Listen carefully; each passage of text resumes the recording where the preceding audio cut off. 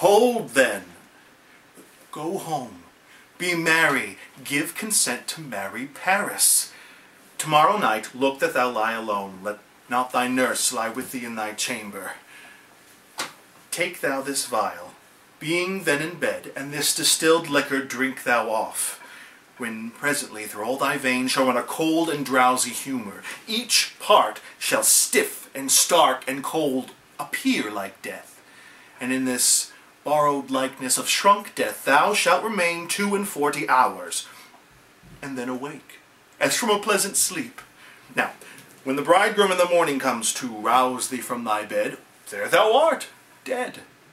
Then thou shalt be borne to that same ancient tomb where all the kindred of the Capulet lie.